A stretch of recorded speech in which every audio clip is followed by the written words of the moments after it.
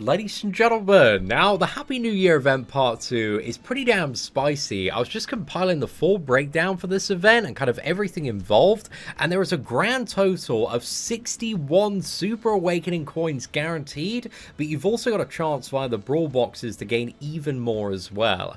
So today I just want to give you a full breakdown of this event where you can find all of the rewards, what you need to focus on, what you need to do, just to make sure that you do not miss out on anything with this event, man, because the rewards are absolutely insane. So the first and easiest thing is the gold spending event. So spend 10 million gold, you get like loads of 5-star awakening stones, also a total of 9 super awakening coins. So 3 million, 6 million, and also 9 million gold spent, you get 3 there. Also SSR pendants and a part 2 SSR ticket as well. So again, very quick, very straightforward. Now with this event as well, your #1 priority every single day is the Happy New Year reward dungeon part 2. So this can be found in Fort Solgris if you go to events here, and it's basically the level 10 mushroom, but this one is really jacked because it guarantees a super awakening coin every single day.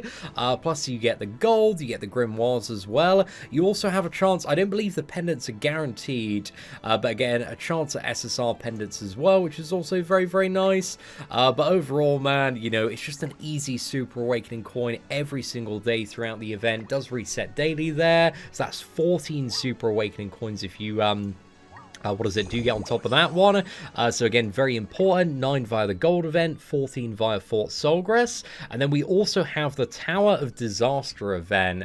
Now, this is separate to the regular Tower of Trials, and in comparison, this one is substantially easier because there's no global rule, the stages don't have specific rules either, so yeah, it's just so much easier in comparison, and the final floor, instead of having 300,000 combat class, only has 200,000. So it's pretty achievable for a lot of players that have done the story at least until chapter 12 to just absolutely demolish this. And there are so many setups and strategies that work really well. I just went for like Sariel, Lost Fame, Meliodas, Gotha, and Death Pierce, and I got it all done in just under 40 minutes. It was very quick, very easy. And again, Sariel is on the banner. You can even buy the red version of Gotha in the coin shop there, but as long as you've got a lot of damage, there really isn't like much damage threat from the opponents. But also Pierce teams can work, Esterosa counter team. Somebody in chat said they were running mono red and it was working out pretty well. So yeah, there's just all sorts you can use. As long as you've got like a lot of damage, just get the opponents down. Again, there's not too much to worry about survivability wise.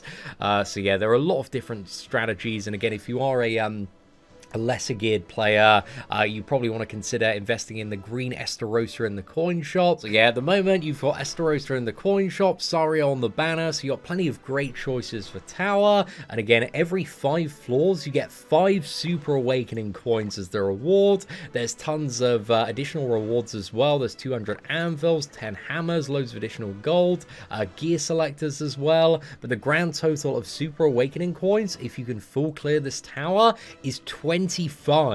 So a really big chunk. That's very comparable to like the regular tower in terms of the amount of super awakening coins, but instead of 7 on the boss stages, it's 5. But in terms of the difficulty, it's probably like a third or a quarter of the difficulty in comparison. Again, the combat class, the stats are so much easier to deal with. So if you can get to like floor 15 on the regular tower, man, you should be fine to get a full clear in this one quite easily. So yeah, best of luck in the tower, and we do have a full run through if you do want to check it out on the channel. Now, as an additional heads up as well, the boxes from the Auto Brawl PvP have been upgraded for the next 14 days. So you can see we get these shiny new boxes here, and these ones have a chance to contain Super Awakening gems. Pretty much they've removed like all of the bad rewards and just added in like a load of really good stuff in comparison. I think I got the forum post here just so I can show you like the difference between the regular ones and the festival ones at the moment. Again, like the grimoires and also the pendants they've removed and replaced with like the Super Awakening coin, 20 anvils there, and the 6-star chalices as well. So yeah, overall a very solid upgrade there, but make sure you're doing this like every single day to get that victory box, because again, if you get 14, there's a pretty good chance that at least like 2 to 3 of them are going to be Super Awakening coins there. So again, definitely something to keep in mind and keep on top of, especially if you aren't a player that regularly really cares about Brawl, because I know a lot of people are like, oh, you know, I'm not really too fussed about it, but I think it's definitely worth doing for the upgraded box, at least for the next 14 days, and it's kind of always worth doing, in all fairness, just for the passive rewards. You don't really need to, you know, try too hardly, and you can skip all the matches, but yeah, just make sure you're aware of that as well. And also on top of that, we have the return of 2 bosses, Kamara and Malek.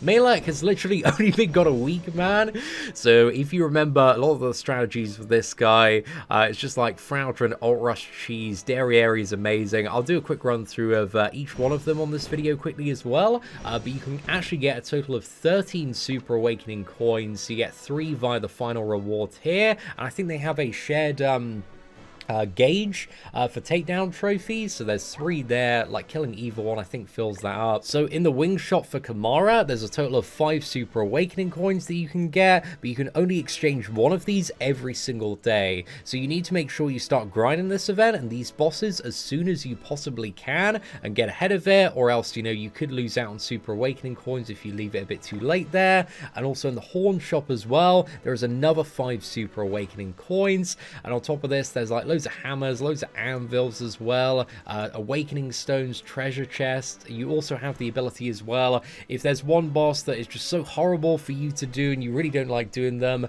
you can exchange like one material for another. However, it goes down by a factor of 3, so again, it's not really suggested. Ideally you want to spread your farming out between the 2 bosses in an ideal scenario, but I think the entries are shared between the 2 of them. But again, we'll test this all out as well. And there's also additional cosmetics that you might as well pick up if you can, for Barn and also Deanne.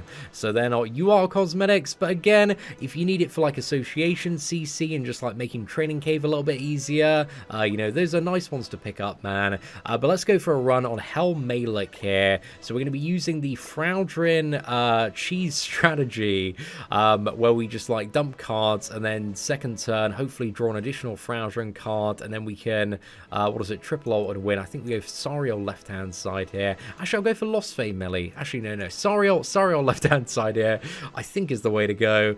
No attack food as well, so Fraudrin against these bosses as well does not gain any experience, so just something important to keep in mind there. You don't need to worry about leveling him up, as we tested on the first Malek, and hopefully that should prove true today. I don't see any reason why it would be changed there. So yeah, you don't gain experience from these stages, at least to the best of my knowledge and experience. My Fraudrin is currently level 20, so we'll see if that increases or changes at all at the end. But yeah, I think we should be pretty safe there. So yeah, turn 1, I think we go for the Sariel cleave, this card, and we're going to Derriere swipe as well. So we should hopefully be able to get a 2-turn KO. I think it was a 2-turn KO anyway. Okay, so we just need Fraudrin to die here. It's kind of the big thing. Okay, nice. As long as he goes for 1 cleave now, Fraudrin is dead, and we are good to go. Perfect. Okay, nice merger on Lost Vein as well. Straight into upgrade. So yeah, that's perfect. Actually, it's a 3-turn KO, boys. I lie. I totally lie there, because we need to wait for the phase to transition as well. Yeah, I can't throw all of the ults here, so I want to go for probably Sariel's ult. Again, you can use like Escanor in place as well, and that works perfectly fine. Just use a secondary card to get that additional buff. Oh, we didn't get the crit there, man. That's really unfortunate. Okay, it doesn't matter too much. I thought there was a pretty good chance of that critting, but yeah, he's got ridiculously high crit resistance, so I didn't take that into consideration. So yeah, Escanor's actually better than Sariel for this then. Oh, okay, that's slightly unfortunate, but hey, it is what it is. We can still kill next turn. Let's go for Dairy buff, Dairy swipe, and then Lost Vein card. I should have just thrown that gold Lost Vein card just to make sure the previous turn. But I thought Sariel's ult was going to be more than enough there. Okay, nice. So we're in phase 2 now. And again, if you don't have Fraudrin, you can also use like, we did a whole video on Malek farming, but you can use like Green Merlin in the front. You can use apple pies as well, potentially, because we're not using any food here. So there's like a few different strategies that you can go for. But Derrieri's ult is going to one-shot this phase, but then he revives up. Then we go for Lost Veins ult to kill, and then a gold card just to seal the deal. But yeah, Derrieri's super good for this boss, man. Like, you know, she's just pure single target damage, so absolutely amazing. But let's change around the team and move on to Demon Pikachu. Alright, so now we got Demon Pikachu, also known as Demon Kamara, and we slightly changed around the team here. I'm curious to see if this is going to work like it does on Melee. So yeah, I might need to alter the strategy a little bit, but I'm hoping Frowdren gets turn 1, and then we can just instantly, like, Escanor roll, push the first phase, and then, yeah, just dominate the second phase as well.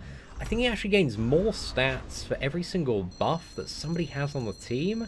I remember something annoying like that, but Derrieri's ult still should be enough, especially if comboed with, what is it, Blue Demon Melee here. So let's have a look. So phase 1, he's got about 400,000. He's immune to Stun Petrify. I remember as well, like, Slater can be very useful for certain stuff here, because you can either, like, attack disable or debuff disable him, which can significantly reduce his damage output as well. So yeah, increases each basic stat by 10% for each buff on the enemy, but also increases damage taken from humans as well. So I imagine Escanor is going to be beast in this fight, man. But let's go for this. Also, you can apply corrosion to him. So yeah, Blue Demon Melee. One strategy I had initially for this dude was to run like Blue Demon Melee with Gotha, Lilia. I forgot who the last character was. I might have been Escanor, man. I don't see why I wouldn't have run Escanor. But yeah, hopefully he's going to get cleaved down. Let's go! Yes, Frowdren's getting minced there, boys. This is perfect. Easy farm strategy. Shouldn't gain any XP as well. So we one-shot that phase now. Let's just use the... dump the Escanor cards as well. Actually, I don't want to dump the... I should use Derrieri buff there. Ah, slight mistake. It's all good, though.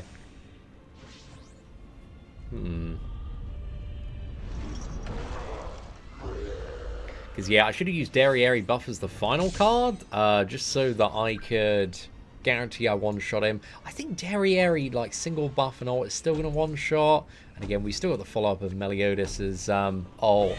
However, we don't have the debuff on the opponent. Oh, man. Maybe it's not going to one-shot. Yeah, it's Derrieri's maybe not that great for this, then. Because we've just given him, like, 50% more stats from having all those buffs on Derrieri. But if I'd played that in the correct order and we had a debuff, then, yeah, we would have been able to 3-turn that fight. I think Escanor can still finish off the job next turn, though.